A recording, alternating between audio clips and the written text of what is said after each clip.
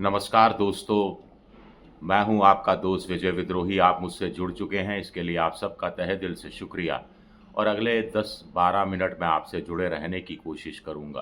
तो 19 दिसंबर को तय हो जाएगा कि राहुल गांधी इस देश में रहेंगे या देश निकाला दे दिया जाएगा।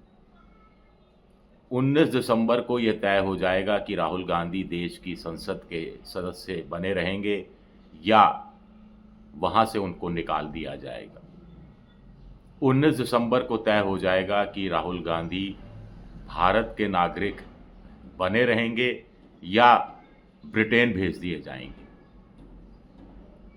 ये बात मैं नहीं कह रहा, ये बात भारत सरकार के गृह मंत्रालय ने इलाहाबाद हाई कोर्ट को एक लिखित कागज़ में ये बात कही है और भारत सरकार के वकील ने ये बात इलाहाबाद हाई कोर्ट पे कही है। दरअसल मामला ये है कि एक सदस्य, एक नागरिक हैं भारत के, जिन्होंने इलाहाबाद हाई कोर्ट में एक रिट याचिका लगाई कि राहुल गांधी दरअसल दोहरी नागरिकता रखते हैं, ब्रिटेन के नागरिक भी हैं, भारत के नागरिक भी हैं, और भारत के जो नागरिकता नियम है उसके खिलाफ है, नियम विरुद्ध हैं, क्योंकि भारत में दोहरी नागरिकता का कोई विधान नहीं है, कोई नियम नहीं है। दुनिया के कई देश हैं जहां दोहरी नागरिकता को मान्यता दी गई है, यानी वहां का नागरिक अपने देश के अलावा किसी अन्य देश का भी नागरिक हो सकता है, दो दो पासपोर्ट होते हैं।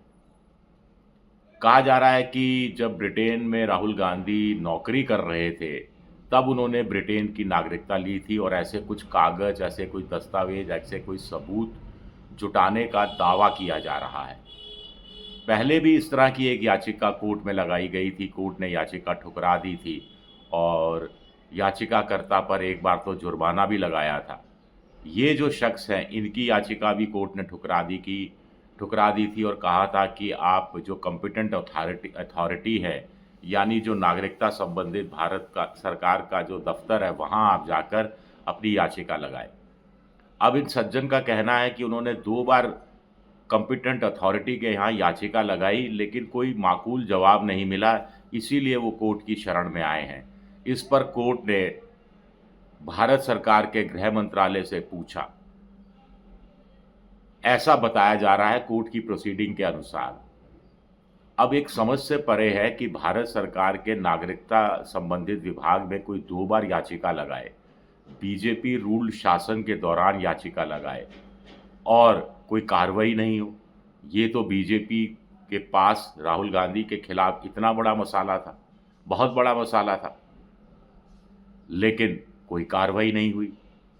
ये भी अपने आप में हैरानी की बात है कि अमित शाह का गृह मंत्रालय सोता रहे, उसे पता ही नहीं हो, और कोई भारत का नागरिक कोर्ट में जाकर ये कहे कि उसके पास सबूत हैं कि ब्रिटेन के नागरिक भी राहुल गांधी हैं, और इस बात की जानकारी, इस बात का इल्म गृह मंत्रालय को नहीं के बराबर हो।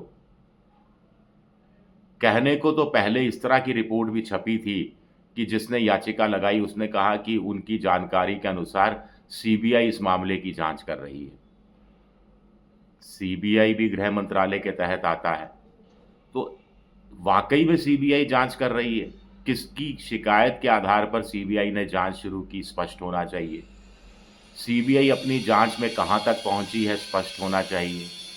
आखिर सीबीआई को एक नागरिक, भारत का, ब्रिटेन का भी नागरिक है और वो भी इतना वीवीआईपी नागरिक, उसके बारे में पता लगाने में इतनी देरी क्यों लग रही है?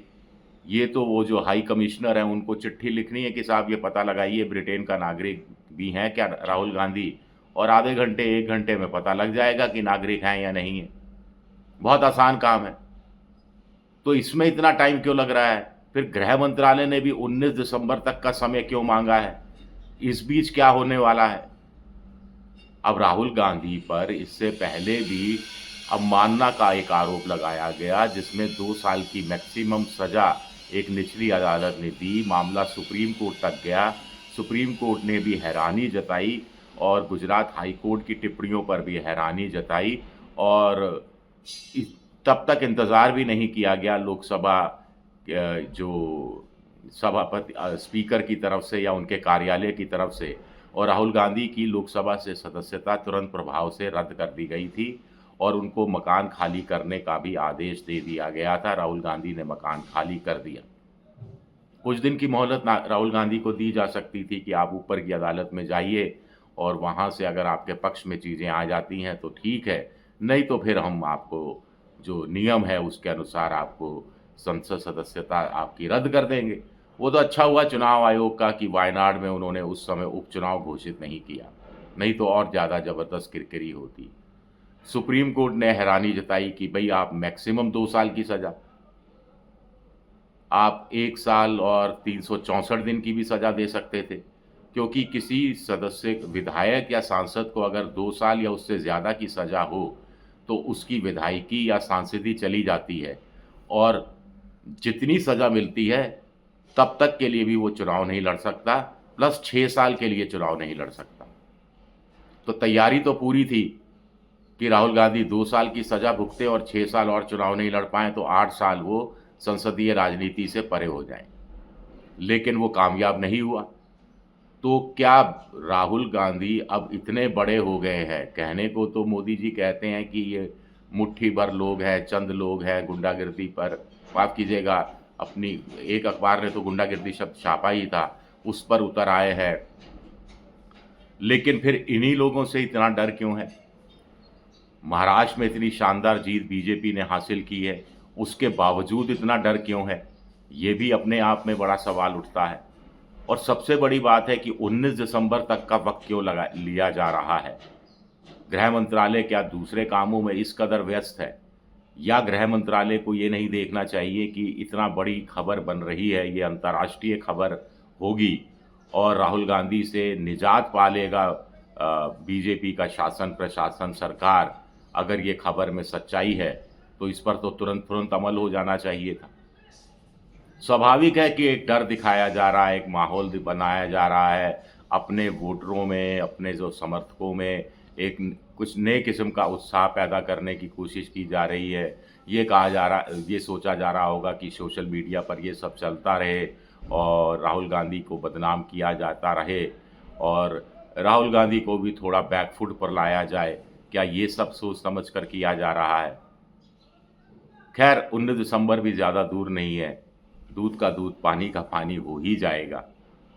शुक्रिया मेरा ये वीडियो देखने के लिए। पसंद आए तो लाइक कीजिए, सब्सक्राइब कीजिए, शेयर कीजिए।